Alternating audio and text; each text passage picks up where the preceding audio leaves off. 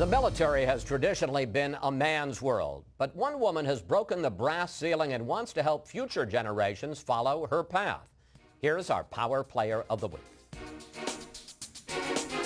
I'm a de facto role model. When you're the first, there's obligations that go with that. Michelle Howard knows all about firsts. She was the first African-American woman to command a ship, the first female four-star in the Navy, and now the first woman to be Vice Chief of Naval Operations, the branch's #2 job. For any woman in any occupation where there hasn't been opportunity before, it's the belief that you can get to it, you can succeed. Howard's journey started when she was 12.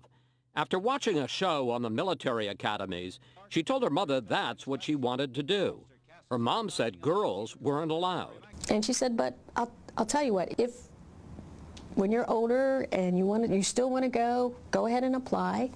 And then if you get rejected, we'll sue the government. Really? She did. But by 1978, women were attending the Naval Academy, and Howard was in the 3rd co-ed class to graduate. Do you feel that you kind of hit it right, that you entered the military just at the time doors were opening? Oh, absolutely. I have often said my parents were smart to birth me in 1960. She served in the Persian Gulf during Operation Desert Storm. And after the law changed in 1993, she was on combat ships. But there were still some rough waters. An officer said, you need to get out. You need to go where women are accepted. No, I'm an officer. I want to serve my country. I want to defend the Constitution. In 1999, she was assigned to command the USS Rushmore.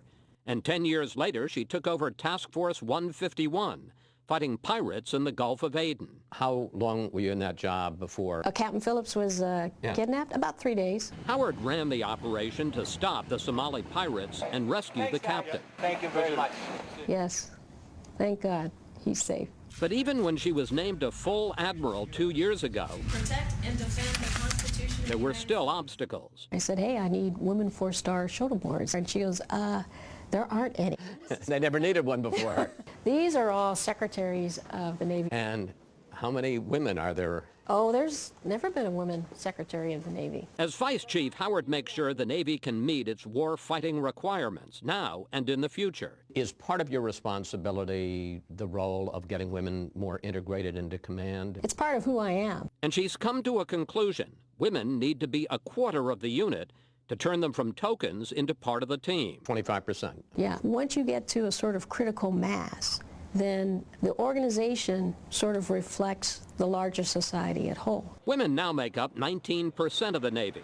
Howard says she'll keep pushing. I want to continue to be in leadership roles where I can serve my sailors and make a difference in their ability to be effective warfighters and in their ability to succeed as individuals. Admiral Howard has a few years left in her military career, and there are reports the president is considering her to lead Navy forces in Europe. Once she retires, she says she looks forward to trout fishing back home in Colorado.